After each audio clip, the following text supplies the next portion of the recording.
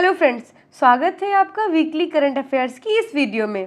आज हम पिछले सप्ताह 8 जून से लेकर के 15 जून तक की सभी इंपॉर्टेंट करंट के क्वेश्चंस को पढ़ेंगे। ओके, तो चलिए शुरू करते हैं। आज का पहला क्वेश्चन हमारा ये रहा, दुनिया का तीसरा और देश का पहला अर्बन ट्रांसपोर्ट रोपवे कहाँ शुरू किया जाएगा? वाराणसी में, बेंगलुरु में, चेन्नई में या फिर अहमदाबाद में? तो इसका सही ऑप्शन है ए, वाराणसी में जो है देश का पहला अर्बन ट्रांसपोर्ट रोपवे शुरू किया जाएगा।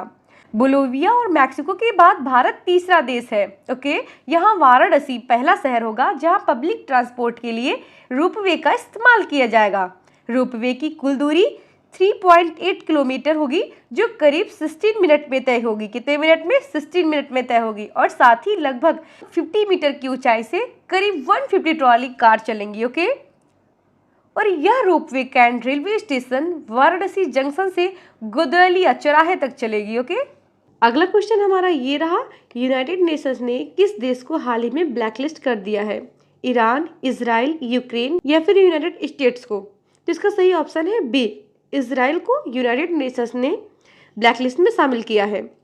हाल ही में हमास से बदला लेने के लिए इजरायली सेना ने गाजा और उसके आसपास के फिलिस्तीनी इलाकों पर हमला किया, जिसके दौरान 37,000 से ज्यादा फिलिस्तीनियों को मार गिराया।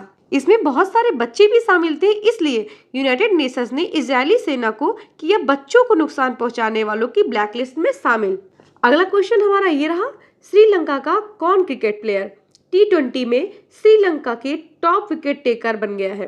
कुशाल मेंडिस, कामिंदो मेंडिस, नुआन तुषारा या फिर वानिंदु हसरंगा? तो इसका सही ऑप्शन है डी, वानिंदु हसरंगा जो है T20 में श्रीलंका के टॉप विकेट टेकर बन गए हैं। अगला क्वेश्चन हमारा ये रहा, प्रेम सिंह तमांग ने हाल ही में किस राज्य में मुख्यमंत्री के तौर पर शपथ लिया है? अरुणाचल प्रदेश, मेघालय, उड़ीसा या फिर सिक्किम? तो इसका सही ऑप्शन है डी, सिक्किम के नए मुख्यमंत्री बने हैं प्रेम सिंह तमांग जी। अगला क्वेश्चन हमारा ये रहा, फ्रेंच ओपन 2024 का महिला खिताब जीतने वाली ईगा स्वीटेक किस देश की खिलाड़ी है? फ्रांस, यूएसए, जर्मनी या फिर पोलैंड की? इसका सही ऑप्शन है डी, पोलैंड। ईगा स्वीटेक पोलैंड की खिलाड़ी है। ओके, फ्रेंच ओपन 2024 का आयोजन कब से कब तक और कहाँ किया गया था?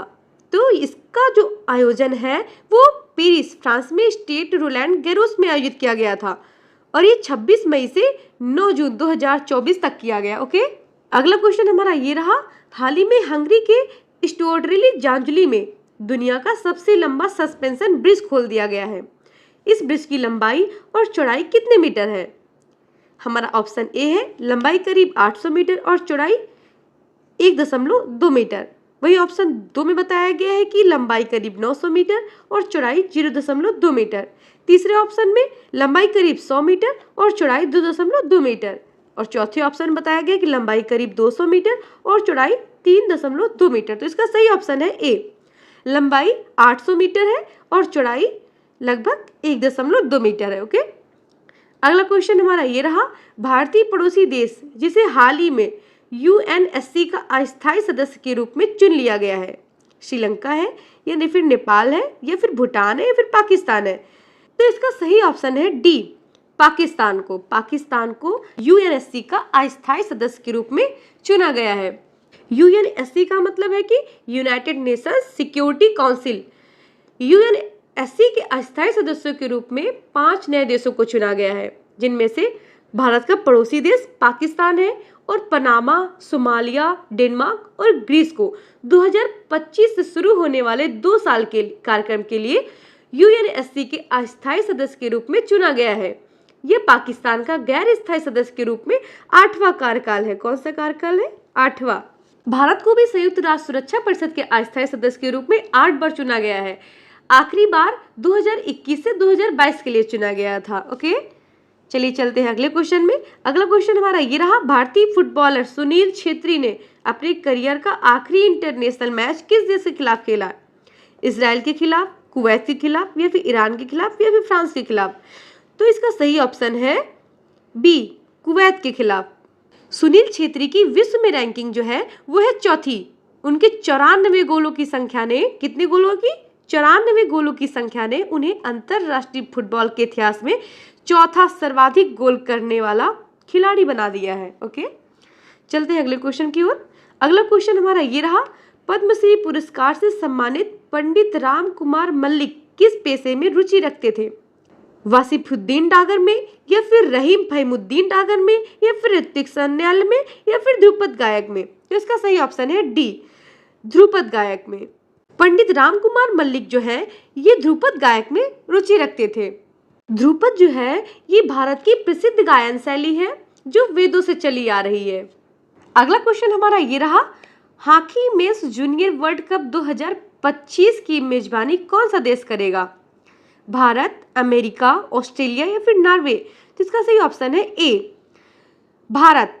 Hockey men's junior world cup 2025 की मेजबानी भारत करेगा।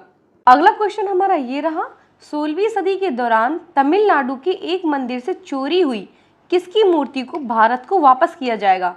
संत तिरुमंकई अलवर की, संत पिरमंकई अलवर की, या फिर संत वीरमंकई अलवर की, या फिर संत निर्मंकई अलवर की? तो इसका सही ऑप्शन है ए, संत तिरुमंकई अलवर की जो चोरी की हुई मूर्ति है उसे भारत को वापस किया जाएगा। हिंदू संत की 500 साल पुरानी मूर्ति भारत को लौटाएगी ऑक्सफोर्ड यूनिवर्सिटी। ओके, ये मूर्ति जो है संत तिरुमंकई अलवर की जो मूर्ति है ये कांस्य से बनी हुई है। किससे? कांस्य से। अगला क्वेश्चन हमारा ये रहा, हाल ही में कौन नौसेना की पहली महिला हेलीकॉप्टर पायलट बन चुकी हैं?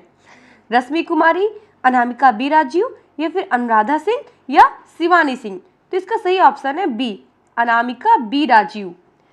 सब लेफ्टिनेंट अनामिका बी राजीव तमिलनाडु के अराक्कोनम स्थित नौसैन्य हवाई स्टेशन में पासिंग आउट परेड में प्रतिष्ठित गोल्डन विंग्स प्राप्त करने के बाद भारतीय नौसेना की पहली महिला हेलीकॉप्टर पायलट बन चुकी हैं। अगला क्वेश्चन हमारा ये रहा, भारत के अगले थल सेना अध्यक्ष के रूप में किसे नियुक्त किया गया है? मनोज पांडे को, अनिल चौहान को, हरप्रीत सिंह को, या फिर उपेंद्र द्विवेदी को? तो इसका सही ऑप्शन है डी, उपेंद्र द्विवेदी को थल सेना अध्यक्ष के रूप में नियुक्त किया गया है। और ये किसकी जगह लेंगे? ये मनोज पांडे जी की जगह लेंगे। ओके, जनरल मनोज पांडे की जगह लेंगे। अगला क्वेश्चन हमारा ये रहा, उड़ीसा के नए मुख्यमंत्री के रूप में किसने शपथ ली है? धर्मेंद्र प्रधान ने, मोहन चरण मांझी ने, नवीन पटनायक ने, या फिर सुब्रमण्यम जयशंकर ने? तो इसका सही ऑप्शन है ऑप्शन बी, मोहन चरण मांझी। मोहन चरण मांझी उड़ीसा के नए मुख्यमंत्री के रूप में शपथ लिए और ये कितने नंबर के हैं? ये 15वें नंबर के हैं। किस नंबर के? 15वें नंबर के। अगला क्वेश्चन हमारा ये रहा, सुहेलवा वन्यजीव अभ्यारण्य हाल ही में चर्चा में है, यह किस राज्य में स्थित है? मध्य प्रदेश में, राजस्थान में, उड़ीसा में, या फिर उत्तर प्रदेश में? तो इसका सही ऑप्शन है डी, उत्तर प्रदेश में। सुहेलवा वन्यजीव अभ्यारण्य उत्तर प्रदेश में है। सुहेलवा वन्यजीव अभ्यारण्य में बाघों की आबादी के साक्ष्य मिलने के बाद उत्तर प्रदेश में जल्द ही एक नया बाघ अभ्यारण्य स्थापित किया जाएगा।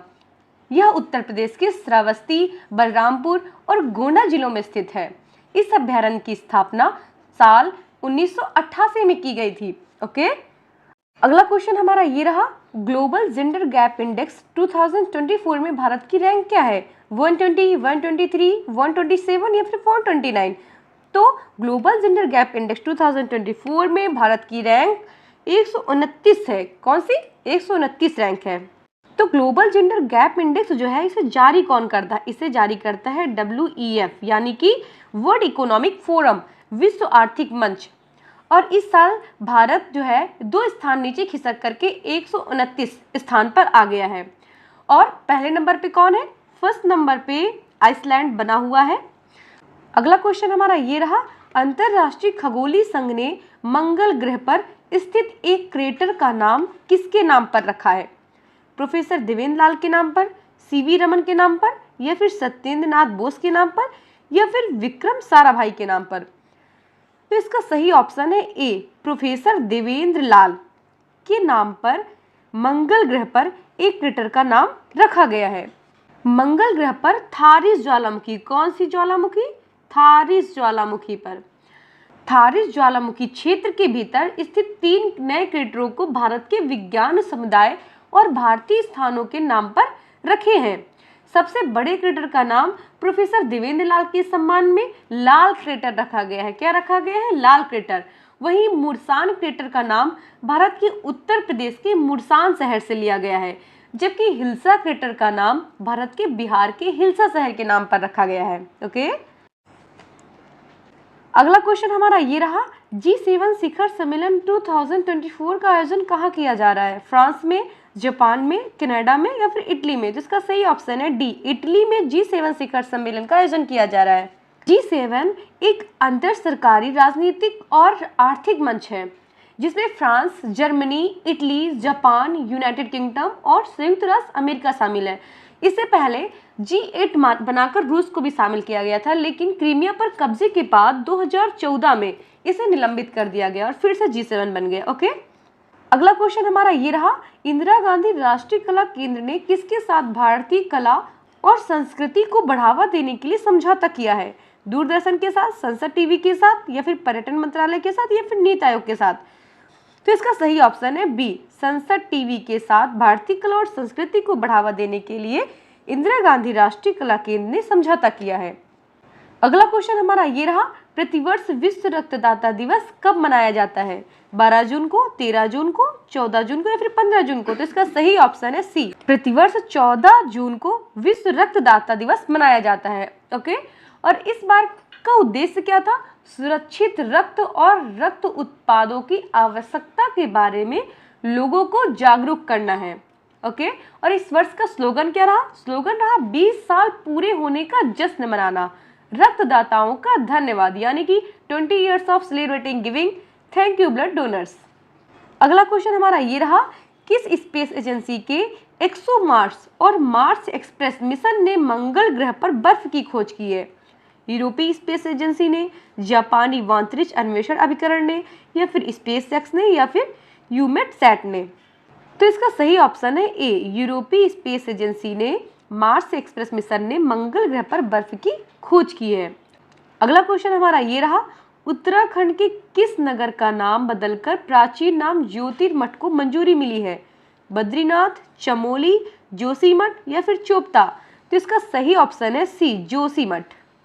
उत्तराखंड के जोशीमठ नगर का नाम बदल करके प्राचीन नाम ज्योतिर्मठ को मंजूरी मिली है, और वहीं पर नैनीताल में कुसिया कुटोली तहसील का नाम बदल करके परगना श्री कैची धाम तहसील करने को मंजूरी दे दी गई। ओके, अगला क्वेश्चन हमारा ये रहा, किस ग्रह की भूमध्य रेखा के पास बर्फ की मौजूदगी का पता चला है? शुक्र ग्रह के पास, सूर्य ग्रह के पास या फिर शनि ग्रह के पास या फिर मंगल ग्रह के पास? तो इसका सही ऑप्शन है डी, मंगल ग्रह के पास बर्फ की मौजूदगी का पता चला है। तो ये था आज का हमारा वीकली करंट अफेयर्स का वीडियो। अब हम मिलेंगे नेक्स्ट वीडियो में नेक्स्ट टॉपिक के साथ। Thank you friends.